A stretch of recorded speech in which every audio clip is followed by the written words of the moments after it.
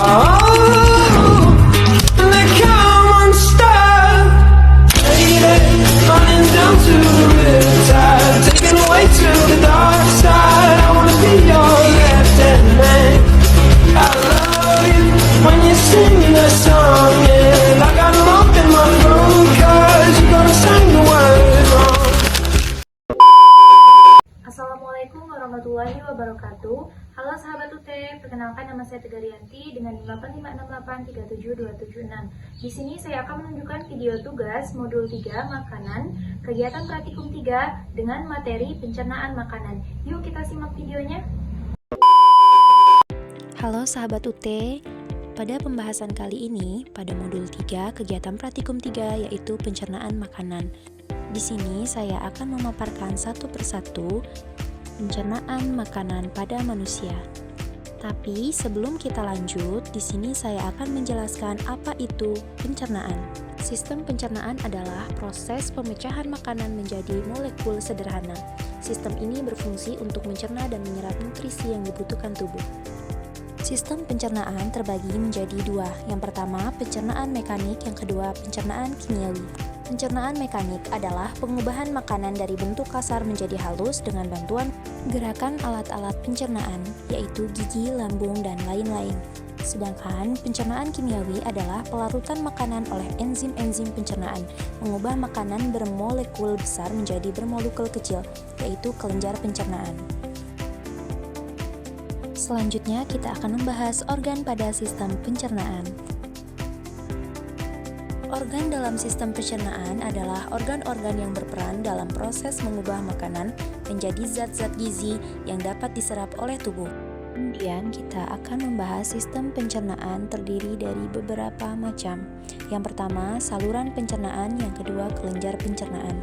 Saluran pencernaan adalah saluran yang memproses makanan dengan pengunyahan, penelanan, dan pencampuran, yaitu mulut, faring, esofagus, lambung, usus halus, usus besar, rektum, dan anus. Kemudian yang kedua, kelenjar pencernaan adalah alat pencernaan yang dapat menghasilkan enzim-enzim untuk pencernaan kimiawi, yaitu kelenjar ludah, hati, kantong empedu, dan pankreas.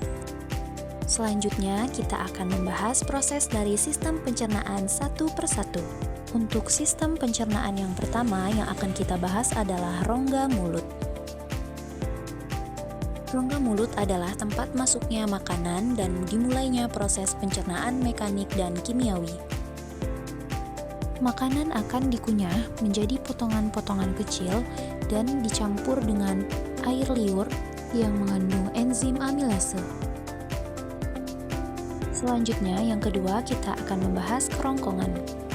Kerongkongan adalah saluran sempit dan berotot yang menghubungkan mulut dengan lambung. Gerak peristaltik, yaitu gerak kontraksi dan relaksi otot polos yang mendorong makanan menuju lambung. Untuk sistem pencernaan selanjutnya yang akan kita bahas adalah lambung.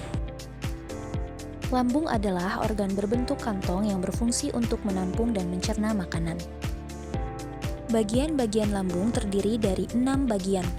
Pertama, kardiak, yang kedua fundus, 3 filorus, 4 rugae, 5 otot sfinkter atas, 6 otot sfinkter bawah. Sebelum kita lanjut, di sini saya akan membahas pencernaan pada lambung. Untuk pembahasan pertama yaitu pencernaan mekanis. Pencernaan mekanis terjadi karena adanya gerakan peristaltik akibat kontraksi otot lambung yang mengakibatkan bolus tercampur dan teraduk menjadi bubur atau kim. Pembahasan yang kedua yaitu pencernaan kimiawi. Pencernaan kimiawi terjadi dengan bantuan getah lambung yang dihasilkan oleh kelenjar yang terletak di dinding lambung di bawah fundus. Pembahasan selanjutnya yaitu pembahasan zat-zat pada getah lambung. Yang pertama ada asam lambung atau HCI, mematikan bakteri yang ada dalam makanan, mengubah sifat protein, mengaktifkan enzim pepsinogen menjadi pepsin. Yang kedua ada enzim pepsin, merombak protein menjadi pepton. Kemudian yang ketiga ada enzim renin, mengaktifkan kaseinogen menjadi kasein. Yang terakhir ada hormon gastrin, merangsang sekresi getah lambung. Setelah itu kita lanjut untuk membahas sistem pencernaan yang keempat, yaitu usus halus. Usus halus adalah organ terpanjang dalam sistem pencernaan dengan panjang sekitar 6-8 meter.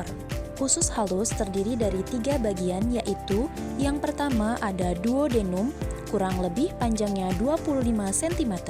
Yang kedua ada jejunum, kurang lebih panjangnya 2,5 cm. Yang ketiga ada ileum, kurang lebih panjangnya 3,6 meter. Usus halus berfungsi untuk mencerna makanan secara kimiawi dengan bantuan enzim-enzim dari pankreas, hati, dan empedu, serta menyerap zat-zat gizi dalam darah.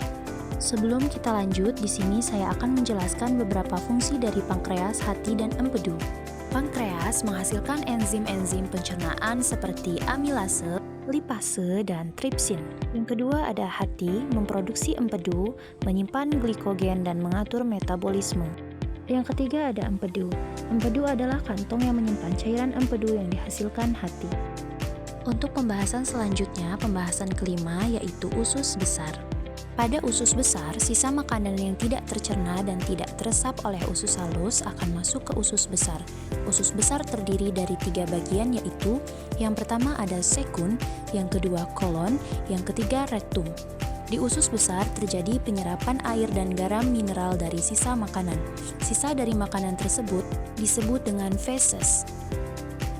Untuk pembahasan selanjutnya, pada sistem pencernaan yang keenam ada anus. Bagian akhir usus besar disebut rektum dan di sini tidak lagi terjadi penyerapan air.